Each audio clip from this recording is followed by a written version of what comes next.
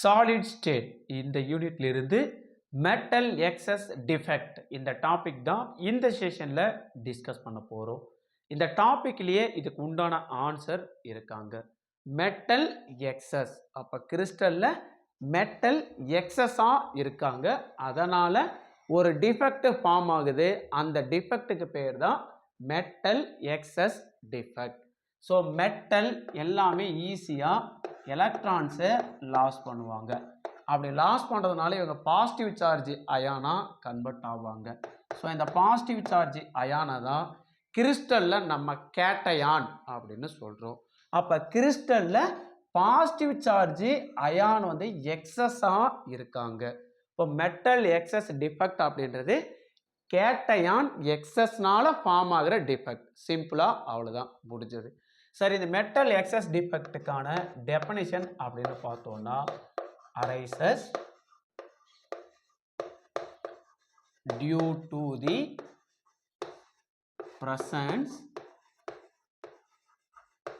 presence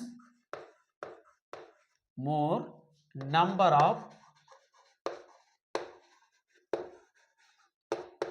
metal ions,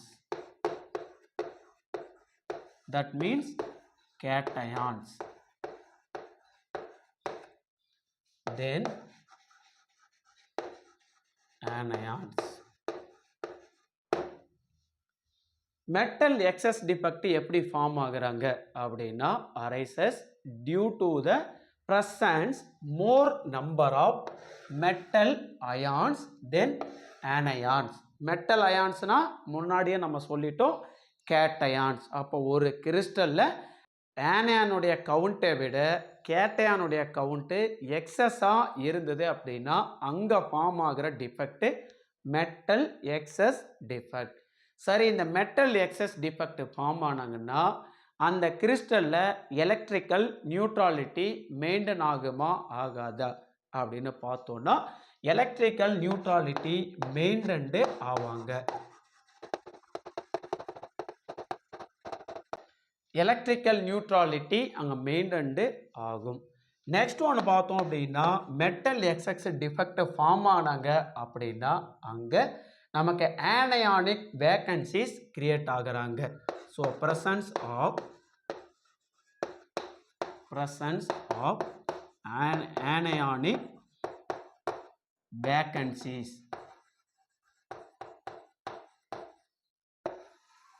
so anionic vacancies அப்படின்னா, vacancy அப்படின்னா அதோட பிளேஸில் இல்லாமல் வேற ஒரு பிளேஸுக்கு லீவ் ஆகி போகிறது. ஆனயான் அப்படின்னா நெகட்டிவ் சார்ஜ் அயான். இங்கே நெகட்டிவ் சார்ஜ் அயான் அதோட பிளேஸில் இல்லாமல் லீவ் ஆகிட்டு வேற ஒரு பிளேஸுக்கு போகிறாங்க.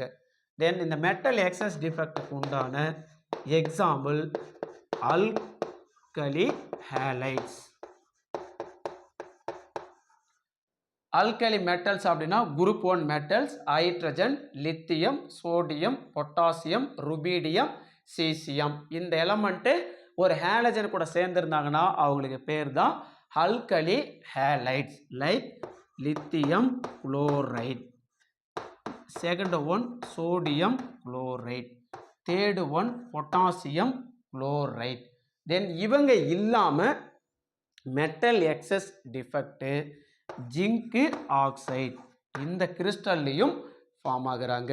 சரி, இந்த டைப் கிறிஸ்டல் எல்லாம் இந்த மெட்டல் எக்ஸஸ் டிஃபெக்ட் எப்படி ஃபார்ம் ஆகுறாங்க அப்படின்றத நம்ம தெரிஞ்சுக்கலாம்.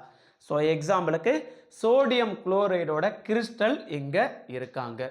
சோடியம் அல்கலி மெட்டல், ஈஸியாக எலக்ட்ரானை லாஸ் பண்ணுவாங்க. அதனால் கிறிஸ்டலில் Na+ அயான் கேட்டயானாக ஆக்ட் பண்ணுவாங்க. ஸோ குளோரைடு பார்த்தோம்னா ஹேலஜன், ஈஸியாக எலக்ட்ரானை கெயின் பண்ணிக்குவாங்க. அப்போ குளோரின் எலக்ட்ரானை கெயின் பண்ணால் குளோரைடு அயானாக கன்வெர்ட் ஆவாங்க. அந்த குளோரைடு அயான் நமக்கு ஆனயானாக ஆக்ட் பண்ணுறாங்க. ஸோ இந்த டைப் கிறிஸ்டலில் நமக்கு என்ன இருக்கணும், ஆனயானிக் நம்பர்ஸை விட மெட்டல் அயான்ஸ் அதாவது கேட்டயான்ஸ் வந்து நமக்கு எப்படி இருக்கணும், எக்ஸஸாக இருக்கணும். ஸோ இதுக்கு உண்டான விளக்கம் இந்த ஸ்ட்ரக்சரில் இருக்காங்க. ஸோ இங்கே பார்த்தோம் அப்படின்னா இங்கே ஒரு வேக்கண்ட் ஒன்று கிரியேட் ஆகிருக்குது. ஸோ இந்த வேக்கண்ட் பிளேஸில் யார் இருக்கணும் அப்படின்னா ஒரு பிக்கெஸ்ட் அயான், அதாவது இங்க கொடுத்திருக்கிறாங்க smallest ion sodium plus ion, biggest ion chloride ion. So chloride ion அதோட பிளேஸ்ல இல்லாம லீவ் ஆயிருக்காங்க. இந்த பிளேஸ் தான் ஆனயானிக் வேக்கன்சி. ஸோ இந்த பிளேஸை நம்ம எப் சென்டர் அப்படின்னு சொல்றோம். அந்த ஆனயானிக் வேக்கன்சியை இங்க யாரு ஆக்குப்பை பண்ணியிருக்காங்க அப்படின்னா எலக்ட்ரான் ஆக்குப்பை பண்ணியிருக்காங்க.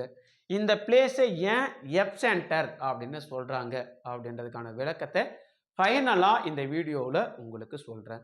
சரி, இந்த சோடியம் குளோரைடில் எப்படி வந்து இந்த மெட்டல் எக்ஸஸ் டிஃபெக்ட் ஃபார்ம் ஆயிருக்கும் அப்படின்றத டிஸ்கஸ் பண்ணிடலாம். ஸோ இவங்க வந்து சிம்பிளாக நான் போடுறேன். இது வந்து NaCl கிறிஸ்டல். ஓகே, இவங்க யாருன்னா NaCl கிறிஸ்டல். இந்த sodium chloride crystal sodium vapour in the பிரசன்ஸில், சோடியம் வேப்பர் பிரசன்ஸில் நம்ம ஹீட் பண்ணணும்.